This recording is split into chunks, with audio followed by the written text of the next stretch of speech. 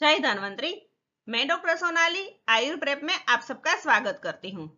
चरक संहिता सूत्रस्थान अध्याय 1 पार्ट 1 में हम आयुर्वेद का अवतरण और आयु की परिभाषा आदि देख चुके हैं।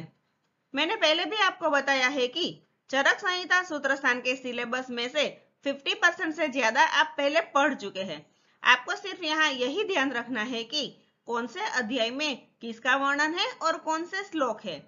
इसलिए मैं आपको सिर्फ यह कैसे याद रखना है वही बताऊंगी। तो आइए पार्ट 2 में हम आज आगे का वर्णन देखते हैं। आगे बढ़ने से पहले एक बार फिर से जान लेते हैं कि दीर्घ जीवितम अध्याय में 4 टॉपिक कवर किए गए हैं। पहले टॉपिक में संभाषा परिषद, आयुर्वेद का अवतरण और परिभाषा का वर्णन मिलता है। दूसरे टॉपिक में षट पदार्थ का वर्णन है। इसके बाद धातु साम्य तथा त्रिदोष विज्ञान और रस वर्णन मिलता है और अंत में द्रव्य के वर्गीकरण का वर्णन मिलता है। आज के इस वीडियो में हम षट पदार्थ और धातु साम्य तथा त्रिदोष विज्ञान और रस वर्णन के बारे में देखेंगे। तो सबसे पहले देखते हैं षट पदार्थ। सबसे पहले सामान्य और विशेष की परिभाषा देखते हैं। 44 नंबर के श्लोक में कहा गया है कि सर्वदा सर्वभावानां सामान्यं वृद्धि कारणम रास ऋतु विशेषश्च प्रवृत्ति ही उभयस्य तु, अर्थात सभी भावों की वृद्धि करने वाला सामान्य होता है और सभी भावों का ह्रास का कारण अर्थात कम करने वाला विशेष होता है। आयुर्वेद शास्त्र में सामान्य और विशेष दोनों की प्रवृत्ति की जाती है। यह श्लोक इंपॉर्टेंट है। इस श्लोक को एक्सप्लेन करना है तो आपको दो चीज ध्यान रखनी है। पहली, सामान्य और विशेष दोनों का संबंध शरीर से होता है, जिसमें दोष धातु और मल का समावेश होता है, और भाव शब्द का संबंध चक्रपाणी मतानुसार सत्ता मनुभवंती इति भावाहा से द्रव्य, गुण और कर्म को लेना है। कहने का मतलब यह है कि शरीर में किसी धातु की कमी होती है तो द्रव्य, गुण और कर्म का प्रयोग करके उस धातु की वृद्धि की जाती है। इस तरह से सामान्य 3 तरह के होते हैं: द्रव्य सामान्य, गुण सामान्य और कर्म सामान्य। तथा अगर शरीरस्थ किसी धातु का ह्रास करना है तो विशेष का प्रयोग किया जाता है। इस तरह विशेष के भी 3 प्रकार है: द्रव्य विशेष, गुण विशेष और कर्म विशेष। अगर एग्जाम्पल के द्वारा देखें तो द्रव्य सामान्य, जैसे अजामांस खाने से मांस धातु की वृद्धि होती है या फिर रक्तक्षय में रक्तपान करवाया जाता है। यहाँ पर अजामांस और रक्त दोनों द्रव्य है और मांस तथा रक्त दोनों शरीरस्थ धातु है। दूसरा देखते हैं गुण सामान्य, जैसे दूध और घी खाने से शुक्र धातु की वृद्धि होती है, क्योंकि दोनों ही मधुर, शीत और स्निग्ध गुण वाले हैं। इसीलिए गुण सामान्य के कारण दूध और घी खाने से शुक्र धातु की वृद्धि होती है। कर्म सामान्य, दौड़ना, तैरना आदि क्रिया से वात की वृद्धि होती है तथा बैठना, सोना आदि कर्म से कफ की वृद्धि होती है। यहाँ पर दौड़ना, तैरना आदि चल कर्म है जो वात के कर्म के समान है, इसीलिए वात की वृद्धि होती है। वैसे ही बैठना, सोना आदि स्थिर कर्म है जो कफ के कर्म के समान है, इसीलिए कफ की वृद्धि होती है। विशेष सामान्य से विपरीत होता है। विशेष के अगर एग्जाम्पल देखें तो द्रव्य विशेष, जैसे मांस वृद्धि में अस्थि का प्रयोग किया जाता है, जैसे शंख, शुक्ति आदि। यहाँ पर अस्थि द्रव्य मांस धातु से अलग है। गुण विशेष, जैसे वात वृद्धि में तेल का प्रयोग किया जाता है, यहाँ पर तेल के गुण वात के गुण से अलग है। और कर्म विशेष, जैसे वायु की वृद्धि होने पर विश्राम किया जाता है, यहाँ पर विश्राम कर्म स्थिर है जो वात के चल कर्म से विपरीत है। अर्थात सामान्यम एकत्व कर्म और तुल्यार्थता ही सामान्यम, अर्थात सामान्य है वो एकत्व उत्पन्न करने वाला है तथा तुल्य अर्थ बताने वाला है, और विशेषस्तु पृथकत्वकृत तथा विशेषस्तु विपर्ययः, अर्थात अलग करने वाली बुद्धि विशेष है और विशेष विपरीत अर्थ बताता है। यह 45 नंबर के श्लोक में कहा गया है। सामान्य और विशेष के बाद समवाय का लक्षण देखते हैं। 50 नंबर के श्लोक में कहा गया है कि समवायो अपृथक भावो भूमि आदि नाम गुणैहि मतः, अर्थात पृथ्वी आदि द्रव्य के साथ गुणों का अपृथक भाव ही समवाय माना जाता है। सनित्यो यत्र ही द्रव्यम न तत्र अनियतो गुणः। यह नित्य है क्योंकि जहां द्रव्य रहता है वहां समवाय संबंध नित्य रहता है। कभी भी द्रव्य में गुण अनिश्चित नहीं रहता, अर्थात निश्चित रहता ही है। द्रव्य से गुण अलग नहीं होते और द्रव्य के गुण नित्य रहते हैं, चेंज भी नहीं होते। कोई द्रव्य कभी शीत होता है और कभी उष्ण होता है, ऐसा पॉसिबल नहीं है। अर्थात द्रव्य के साथ गुणों का अपृथक भाव ही समवाय है। द्रव्य और द्रव्य के भेद देखते हैं। 51 नंबर के श्लोक में द्रव्य की परिभाषा बताते हुए कहा गया है कि यत्राश्रिताः कर्मगुणाः कारणं समवाययत् तद्द्रव्यम्, अर्थात जिसमें कर्म और गुण आश्रित रहते हैं तथा जो कर्म और गुण का समवायी कारण है उसे द्रव्य कहते हैं। यही द्रव्य का लक्षण भी है। द्रव्य के भेद बताते हुए 48 नंबर के श्लोक में कहा गया है कि खादीन्यात्मा मनः कालो दिशाश्च द्रव्य संग्रहः सेन्द्रियम चेतनम द्रव्यम निरिंद्रियम अचेतनम, अर्थात ख आदि पंच महाभूत, आत्मा, मन, काल और दिशा यह एक द्रव्य संग्रह है तथा सेंद्रिय चेतन द्रव्य है और निरिंद्रिय अचेतन द्रव्य है, यह दूसरा द्रव्य संग्रह है। इस तरह से द्रव्य के दो प्रकार होते हैं, कारण द्रव्य और कार्य द्रव्य। कारण द्रव्य में 9 का समावेश होता है, पंच महाभूत, आत्मा, मन, काल और दिशा, तथा कार्य द्रव्य के दो प्रकार है, सेंद्रिय और निरेंद्रिय। आगे गुण और गुण भेद का वर्णन मिलता है।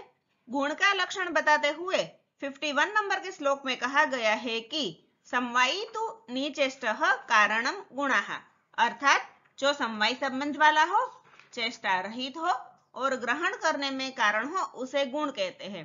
कहने का मतलब यह है कि गुण वह है जिसका द्रव्य के साथ समवाय संबंध है, जिसमें कोई चेष्टा नहीं है और जो ग्रहण का कारण है। गुण के भेद बताते हुए 41 नंबर के श्लोक में कहा गया है कि सार्था गुर्वादयोः बुद्धि ही प्रयत्नान्तः परादयः गुणाः प्रोक्त, अर्थात सार्था जिसे हम इंद्रिय गुण कहते हैं, जिसकी संख्या 5 है, जिसमें शब्द, स्पर्श, रूप, रस और गंध का समावेश होता है। गुर्वादयोः अर्थात गुर्वादि गुण जो शारीरिक गुण है, जिसकी संख्या 20 है, जिसमें गुरु, मंद, शीत, उष्ण आदि का समावेश होता है।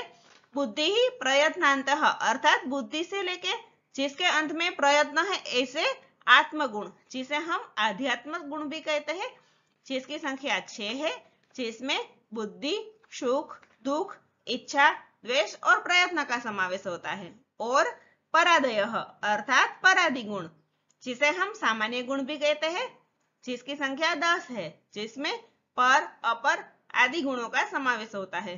तो यह सारे गुण के 4 भेद है। इस तरह से अगर देखें तो गुण संख्या टोटल 41 होती है। 5 + 20 + 6 + 10 = 41। इस तरह चरक संहिता में गुण संख्या 41 बताई है। गुण के बाद कर्म का वर्णन 2 श्लोक में किया गया है। 41 नंबर के श्लोक में कर्म की परिभाषा बताते हुए कहा गया है कि प्रयत्न आदि कर्म चेष्टितुम् उच्यते, अर्थात प्रयत्न आदि के द्वारा की गई चेष्टा को कर्म कहते हैं।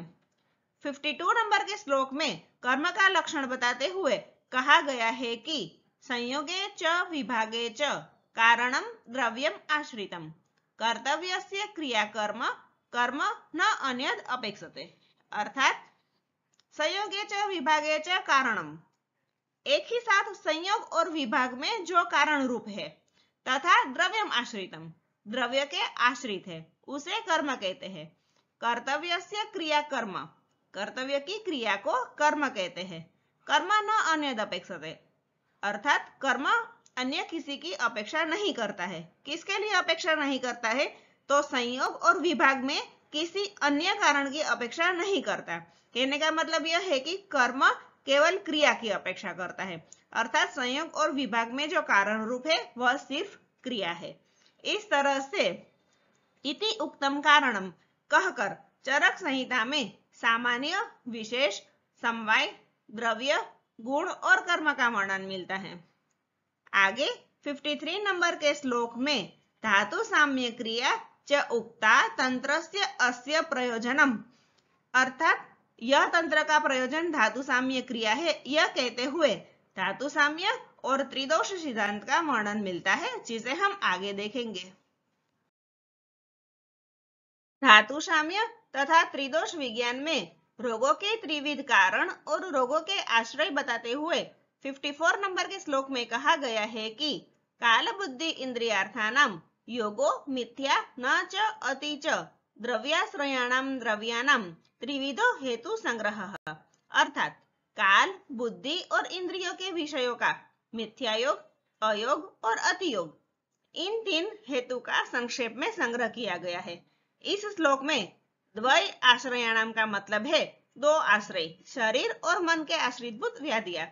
इस तरह रोग के त्रिविध कारण बताए हैं, काल, बुद्धि और इंद्रियों का मिथ्या, अति और अयोग, तथा रोगों के दो आश्रय बताए हैं। रोग और आरोग्य का आश्रय शरीर और मन है। यहाँ पर एक इंपॉर्टेंट पॉइंट याद रखना है कि चरक सूत्र स्थान में रोग के दो आश्रय बताए हैं, जबकि शारीर स्थान में वेदना के तीन आश्रय बताए हैं, शरीर, मन और इंद्रिया। आगे कहा है कि आत्मा रोगों का आश्रय नहीं है और कर्मज रोग का कारण अधर्म है। आगे दोष वर्णन में त्रिदोष का वर्णन मिलता है।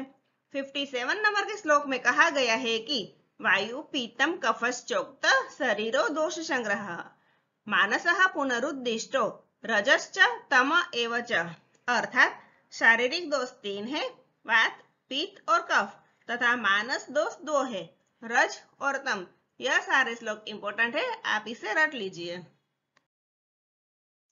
इस अध्याय में चिकित्सा सूत्र बताते हुए कहा गया है कि शारीरिक व्याधि में देव व्यपाश्रय तथा युक्ति व्यपाश्रय और मानसिक व्याधि में ज्ञान, विज्ञान, धैर्य, स्मृति और समाधि का प्रयोग करना चाहिए। वात के गुण बताते हुए 59 नंबर के श्लोक में कहा गया है कि वृक्षः शीतो लघुः सूक्ष्मश्चलो अथ विशद खरः विपरीत गुणैः द्रव्यैः मारुतः संप्रशाम्यति, अर्थात वृक्ष, शीत, लघु, सूक्ष्म, चल, विशद और खर यह वात के गुण हैं और विपरीत गुण के द्वारा वात का शमन होता है।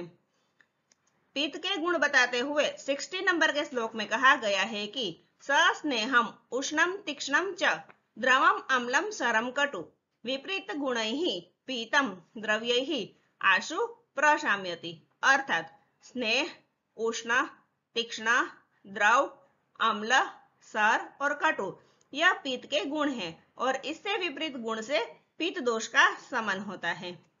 कफ के गुण बताते हुए 61 नंबर के श्लोक में कहा गया है कि गुरु शीत मृदु स्निग्ध मधुर स्थिर पिच्छिलाः श्लेष्मणः प्रशमं यान्ति विपरीत गुणैर्गुणाः, अर्थात गुरु, शीत, मृदु, स्निग्ध, मधुर, स्थिर और पिच्छिल यह सारे कफ के गुण हैं और इससे विपरीत गुण से कफ गुण की शांति होती है। आप यहाँ पर एक चीज को ध्यान रखो, शीत गुण है वह वात और कफ दोनों में कॉमन है।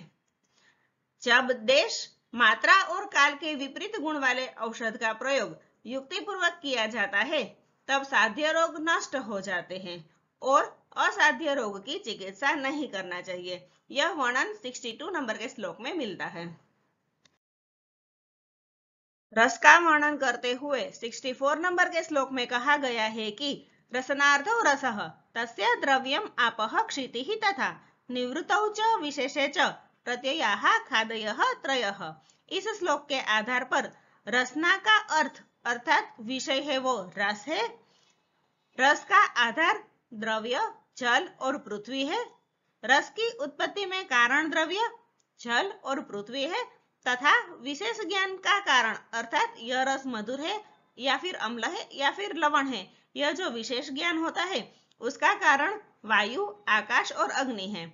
आगे 65 नंबर के श्लोक में रस के 6 भेद बताए हैं, मधुर, अम्ल, लवण, कटु, तिक्त और कसाई।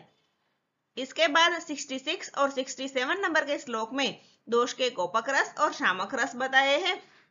हम पहले 67 नंबर के श्लोक में बताए हुए दोष के कोपक रस देखते हैं।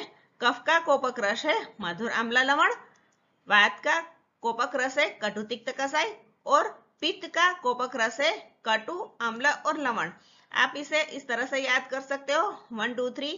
कफ का कोपक रस है 4 5 6, वात का कोपक रस है और पित्त के लिए 4 23 याद कर लो। अब 66 नंबर में जो शामक रस बताए हैं वह देखते हैं। कफ का शामक रस है कटु तिक्त और कसाई तथा वात का शामक रस है लवण अम्ल और मधुर और पित्त का शामक रस है तिक्त मधुर और कसाई। इसे भी आप नंबरिंग से याद कर सकते हो। वात के लिए 321, पित्त के लिए 516 और कफ के लिए 456। आप इस तरह से इसे याद कर सकते हो। संक्षिप्त में देखें तो रस पंचभौतिक होता है। मधुर रस में जल और पृथ्वी महाभूत की अधिकता है। अम्ल रस में पृथ्वी और अग्नि महाभूत की अधिकता है। लवण रस में जल और अग्नि महाभूत की अधिकता है। कटु रस में वायु और अग्नि महाभूत की अधिकता है। तिक्त रस में वायु और आकाश महाभूत की अधिकता है और कसाई रस में वायु और पृथ्वी महाभूत की अधिकता है।